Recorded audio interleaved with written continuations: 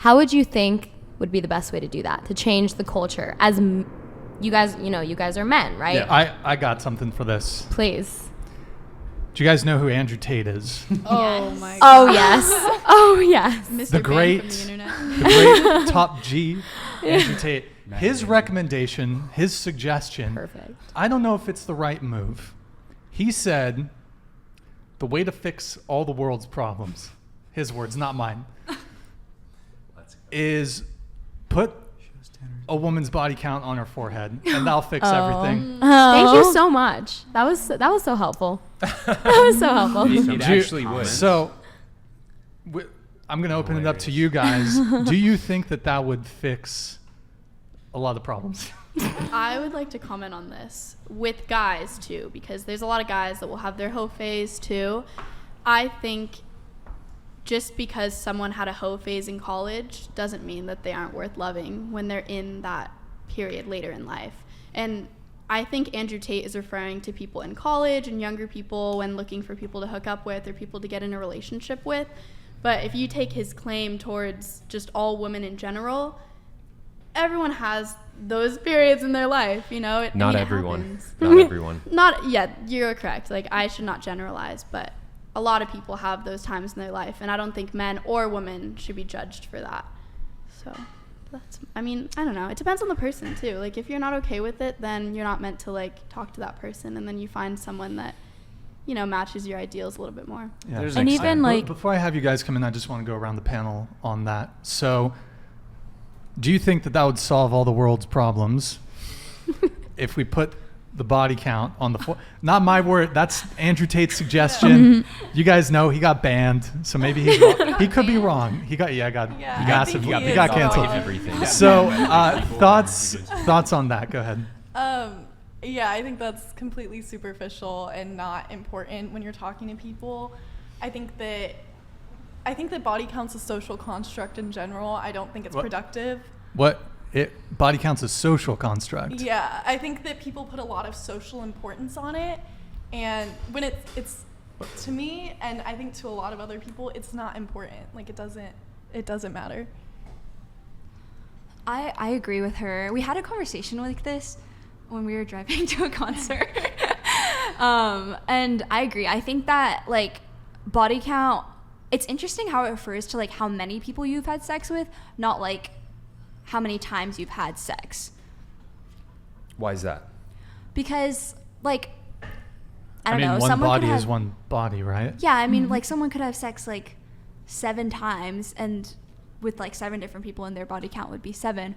Whereas someone could have sex 100 times with one person, and in societal eyes, it still deems them less respectable. Let me ask you a question. Let me ask you a question. Let's say you have 2 people, right? Both of them have had sex 1,000 times.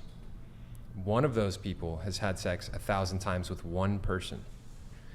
The other person has had sex 1,000 times with 300 total different people. Do you think there's going to be differences in the way those 2 people develop as people because of how many people they've had sex with? Do you think the person who's had sex with one person 1,000 times versus 300 different people, that might change the way that they grow and develop and look at the world? Or is it the same?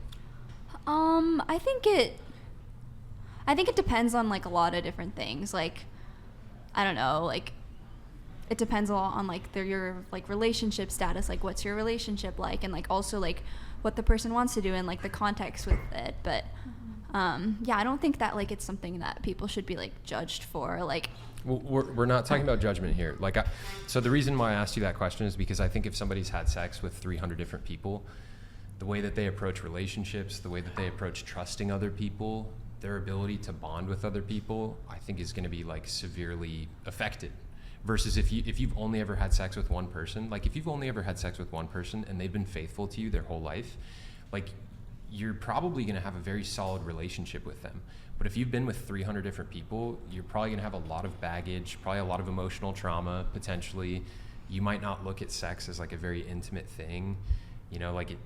I don't know, it just loses its sacredness to me. I think it would really change a person a lot. Yeah. I want to open it back up to the question I was previously asking, if you want to. Yeah. So. Or do you want to respond to Chase Oh no, that's first? okay. That's okay. 'Cause I think it's a good point. Yeah, I have nothing to say. Okay, go ahead. Okay. Well, if we're talking about body count. On the forehead. On the forehead. Is right. that the solution the world needs? Maybe to Andrew Tate, yes. But to the rest of society, I feel like it's definitely a no. I don't think that everybody should know how many people that you've slept with. I feel like that's kind of your personal information and for you and you only, right? I mean, unless you'd like to share it, then obviously that's great, right?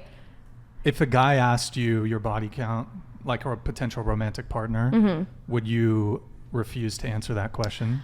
I think it depends on the relationship that you have with that person. I mean, if it's just like someone that you're going to hook up with and they ask you, well, what's your body count? To me, that's a little bit disrespectful because it's like, well, I mean, if it's like established that we're just hooking up like once kind of thing, it's like, why are you asking? But if it's someone that you're kind of looking to start a really serious relationship with, I think it's a valid question. I think that's like a piece of information that maybe they should know. So to answer your question, no, I don't think it's a good solution.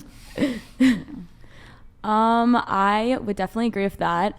I don't think it's the best solution. I think what it ended up doing is it lead people to kind of like be judged before you actually get to know them. Like I definitely came to UCSB with like, for example, a perception of, let's say, frat guys. Like all they want to go and do is like hook up with people. They don't really want a genuine relationship. They're not like genuine or down to earth.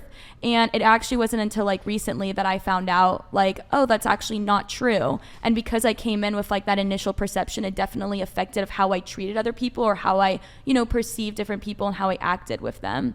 So I think that really if you go and get to know a person without kind of just like initially judging them, especially based off of the body count, it can maybe help you form like maybe a relationship that's a little bit deeper. Obviously, like eventually like it would be good to know, but it does depend on like what you are looking for in a person. If you are looking for a relationship, then I think it's a very like a question that obviously can go and come up, but like for the initially just knowing like right there on your forehead, I think it would just end up causing like a lot of prejudice. Yeah,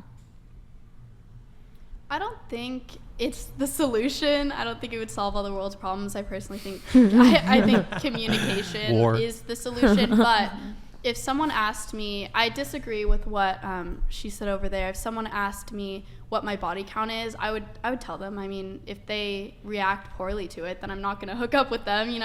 I feel like that's a huge red flag, but I don't think it's anything to be ashamed of. I mean, I've done what I've done, and there's no point in like trying to hide that or pretend that it is something bad. I think it'd be beneficial. I think that if people were to say, if they're just looking for somebody to hook up with, and they're like, oh, like you and me, we're the same, or if people were looking for somebody that's a little bit more stable and something more serious, they could like immediately tell that, and it would save a lot of time. But like I have a question. Can I follow up on that? Of course. So you went and said if you're looking to hook up. So like I think maybe like the body count versus someone who's looking to hook up is different. Because for example, you were saying, Chase, that you were a different person freshman year. Mm-hmm. So maybe your body count's like really high, but now you're a different person. So if you just went and had like that number on your forehead, they're going to perceive you or judge you based off of your past actions and not based off your actions today. So maybe that's like, obviously it would be really simple. It's kind of like if every girl and guy like got introduced and a guy knew, oh, she's into me because she said, oh, I'm into you. Why don't we like start that instead of maybe playing them? Obviously that would be really helpful for everyone. So is that kind of what you mean? Maybe the body count, or kind of like going and talking to him and saying, hey, are you just in it to hook up? Or do you actually maybe want to start something a little bit more serious? I mean, part of it is like atonement. Mm-hmm. For like what you've done, but then also it could just be someone they see it, and then for somebody that's just like hard no, mm-hmm. and that's just that. For somebody they might be like, hey, you might have had some kind of phase, might have done something, but I can get over that. I can talk to you. I can like you as a person. Get over that. But I mean, for some people they're going to be able to do that. For some people they're not going to be able to. Mm-hmm. And for them, like then that's cut and dry right there. Like if somebody wants to make that assumption and be like, absolutely not, like right there, no. And then that's on them. If somebody wants to be like, hey, this could still be a good person, whatnot, then that's on them. Mm-hmm. Yeah. So before I answer that question, Brian, can I ask you to flesh out why Andrew Tate thinks that putting body counts on people's foreheads would solve all the world's problems? You know what? I don't recall precisely his reasoning. I just remember the quip that he made. So. I know, and I don't want to misspeak for him. So, well, I vaguely recall hearing a clip where he was talking about this, and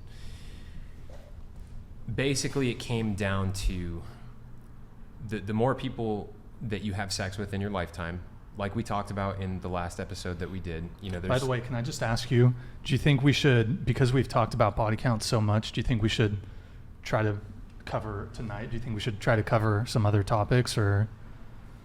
Yeah, I think that's a good idea. Not stay on it too long. I think we fixated on it for a while last time, and I think there's a lot of other topics that we can cover. So yeah, we'll touch it on it a bit, but then we'll try to move on.